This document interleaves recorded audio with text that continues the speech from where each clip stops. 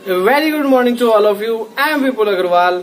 अच्छा, हम आज की क्लास की अगर मैं बात करता हूँ ना, तो आज इतनी ज्यादा इंपॉर्टेंट क्लास है आपकी, बहुत ज्यादा। मतलब मैं कहना चाहूंगा आपको कि अगर आपने आज की क्लास को अच्छे से समझ लिया तो आपका aggregate demand chapter almost complete हो गया। तो इतना ज्यादा इंपॉर्टेंट है आज की क्लास। तो समझो इस चीज को, ये पूरा लगभग एग्रीगेट डिमांड चैप्टर इस एक ग्राफ के ऊपर डिपेंड करता है। तो समझो, इसे ध्यान से समझना क्या है क्या नहीं है। तो ये हमारा मैंने एक ग्राफ बनाया हुआ है, ये टेबल बनाई हुई है, इसे बोल दो एग्रीगेट डिमांड शेड्यूल बनाया हुआ। मैंने क्या बनाया हुआ है? Aggregate demand schedule. इसके अंदर मैंने क्या क्या बताया हुआ देखो। ये मेरा इनकम का लेवल है। पहले मेरी इनकम 0 थी, अब 100 होगी, फिर बढ़ गई और बढ़ गई और बढ़ गई और बढ़ गई और बढ़ गई। ये कंजम्पशन बताया हुआ है मैंने कि हम कितना कितना कंजम्पशन पे, एक प्राइवेट घर कितना खर्चा करता है कंजम्पशन पे। दिखाया हुआ 40, 120 बढ़ रहा है अभी धीरे धीरे। अब इसे समझते हैं थोड़ा ध्यान से। पहले मैं कुछ भी नहीं, अच्छा सबसे पहले ग्राफ समझने से पहले अगर ये टेबल समझ में आ गई ना आपको, तो आप सब कर लो। पहले मैं कुछ भी नहीं कमाता था। जैसे जब मैं स्टूडेंट था, एक तरीके से मेरी इनकम कितनी थी? 0 थी। लेकिन खर्चे मेरे तब भी होते हैं, हर घर के खर्चे जरूर होते हैं। खर्चे कैसे होते हैं हर घर के? हर घर को खाने पीने के लिए कुछ ना कुछ कंजम्पशन एक्सपेंडिचर तो करना ही पड़ेगा ना भाई। ऐसा तो हो नहीं सकता वो खाना ना खाए। तो अगर किसी घर की, परिवार की इनकम 0 हो तो वो खर्चा जरूर करता है तब भी। तो जैसे यहाँ पे जब उसकी इनकम 0 थी तो उसने कंजम्पशन पे कितना एक्सपेंडिचर करा था? 40 का। अब ये बात आती है, वो इनकम अगर नहीं है तो 40 का खर्चा कहां से करेगा? तो 40 का खर्चा बहुत सारे सोर्स हो सकते हैं। पहला सोर्स मैं बताता हूं, पुरानी सेविंग, हमने पुराना पैसा संभाल के रखा हुआ था वो वहां से।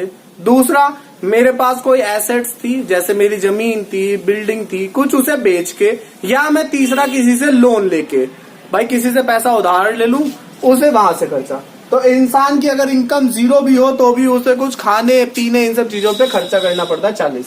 इसे हम बोलते हैं ऑटोनोमस कंजम्पशन। क्या बोलते हैं इसे? ऑटोनोमस कंजम्पशन बोलते हैं इसे। इसका मतलब क्या है हमारा कि अगर हमारी इनकम 0 भी होगी तो भी ये होगा ही होगा, तो इसे बोलेंगे ऑटोनोमस कंजम्पशन। अब देखो, जैसे जैसे मेरी इनकम बढ़ी, साथ साथ मेरे कंजम्पशन एक्सपेंडिचर भी बढ़े। हर इंसान का होता है, जैसे जैसे उसकी इनकम बढ़ती है वैसे वैसे उसके खर्चे भी बढ़ते हैं, पर इनकम की स्पीड के बराबर स्पीड से नहीं बढ़ते हैं। मतलब मैं पहले जो है, सपोज करो मैं पहले जो है कमाता था 0 रुपए, तब मेरा कुछ खर्चा। अब मैं कमाने लग गया 10,000, तो मेरे खर्चे तब भी होते थे ज्यादा। कैसे होते थे मेरे? भाई 10,000 मैं कमा रहा हूँ, मेरे खर्चे तब भी 15,000 थे, सपोज कर लो। तो मैं अपनी पुरानी सेविंग जो पड़ी होगी वहां से यूज कर लेता थोड़ा बहुत पैसा। तो यहाँ मेरी इनकम 100 है तो खर्चा भी बढ़ा, 120 हो गया लेकिन मेरा। फिर मेरी इनकम और बढ़ी, अब मैं कमाने लग गया, सपोज जब मैं पहले कमाने लग गया था कितने, सपोज मैं 20,000 कमाने लग गया, मेरी इनकम भी बढ़ी, खर्चा भी बढ़ा। पर अब मेरे क्या हुआ, कुछ बचता तो नहीं था, पर जितनी मेरे इनकम थी वो सारा मैं खर्च कर देता था कंजम्पशन एक्सपेंडिचर। 200 पूरे बराबर बराबर मैंने खर्चा कर दिया। फिर मेरी इनकम बढ़ी और साथ साथ अब क्या हुआ, मेरा कुछ पैसा मैं संभाल के रखने लगा। अब सारा पैसा मेरा खर्च नहीं होता, तो अब 280, फिर 400, फिर 380, ऐसे ऐसे मेरी इनकम के साथ साथ कंजम्पशन भी बढ़ रही है, पर कंजम्पशन की स्पीड उतनी नहीं है जितनी स्पीड इनकम के बढ़ने की है। दूसरी बात, इन्वेस्टमेंट मैंने आपको बताया था। इन्वेस्टमेंट होता है प्राइवेट फर्म्स जो कैपिटल एक्सपेंडिचर में खर्चा करती है, कैपिटल एसेट्स को खरीदने के लिए। वो मैंने बताया था आपकी सहूलियत के लिए ऑटोनोमस मानी जाती है हमेशा, कोई फर्क नहीं पड़ता, फिक्स कर रखी है 20-20-20-20-20 में, कोई चेंज नहीं करता 12वीं में। एग्रीगेट डिमांड मैंने आपको बताया था 2 चीजों से मिलकर बनागा, कंजम्पशन प्लस इन्वेस्टमेंट। इन दोनों को ऐड करते हो 40 + 20 60, 140, ये सब ऐड कर दिया हमारा कंजम्पशन एक्सपेंडिचर। ये अगर समझ में आ गया तो आप समझ सकते हो सारा कुछ। ये ग्राफ था मेरा समझाने का। अब इसे टेबल में मैं ड्रॉ करता हूं कैसे। ये मैंने यहाँ पे इनकम दिखाई, यहाँ मैंने एग्रीगेट डिमांड दिखाई। तो अगर मैं इन्वेस्टमेंट कर की बात करूं, तो जब मेरी इनकम 0 थी, यहाँ पे 0 होता है ना, तो मेरी इन्वेस्टमेंट कितनी थी? 20। ये 20 आ गई हमारी, ऊपर से शुरू होगा, क्योंकि जब मेरी इनकम 0 थी, इन्वेस्टमेंट 20। मेरी इनकम 100 होगी तो भी 20, 200 तो भी 20, 400 तो भी 20, 500 तो भी। तो ये क्या गया हमारा कर्व? स्ट्रेट लाइन गया पैरेलल टू एक्स एक्सिस। तो इन्वेस्टमेंट कर्व हमेशा क्या होता है? Straight line parallel to X axis. अगला कंजम्पशन कर्व, जब मेरी इनकम 0 थी तो कंजम्पशन कितनी थी? 40। यहां से शुरू हुआ, थोड़ा और ऊपर से शुरू हुआ, ऐसे धीरे धीरे धीरे धीरे बढ़ता गया। ये भी हमारा, ये था हमारा कंजम्पशन कर्व। और एग्रीगेट डिमांड कर्व हमारा जब मेरी 0 थी तो ये कितना था? 60। तो ये हमारा देखो ये कितना है, जब मेरी इनकम 0 थी तो ये 60।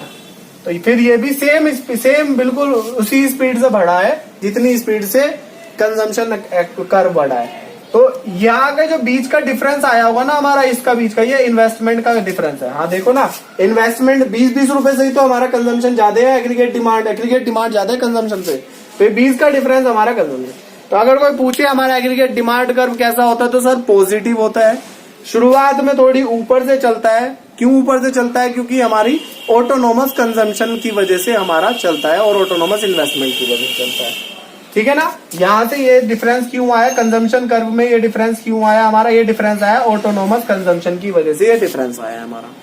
ठीक है, मेरे हिसाब से आप सारी बातें समझ गए होंगे। इसकी कोई मेरे हिसाब से मुश्किल भी नहीं आई होगी आपको। इजी था, कोई ज्यादा मुश्किल भी नहीं था। हाँ, और कुछ तो मेरे हिसाब से बचा नहीं है, बहुत इजी था। इम्पोर्टेंट बहुत ज्यादा है ये वाला। तो अगर कोई भी प्रॉब्लम हो तो मेरे से एक बार पूछ लेना जरूर याद से, क्योंकि अगर ये नहीं समझ में आया तो आगे का समझने में प्रॉब्लम होगी आपको। इस वीडियो को 2 बार देख लेना चाहे, 3 बार देख लेना चाहे, पर समझना अच्छे से इस पॉइंट को। ठीक है बच्चों, तो चलो आज की क्लास हम खत्म करते हैं। आज हमारा यहीं तक रखता हूं मैं वीडियो, पर आज बहुत इंपॉर्टेंट बातें बताई है मैंने, बहुत ज्यादा टिपिकल लगता है किसी किसी बच्चों को ये पोर्शन। समझ लेना, मैंने एक एक चीज बहुत डीपली बताई है आपको। ठीक है ना। ओके बच्चों, हैव ए नाइस डे।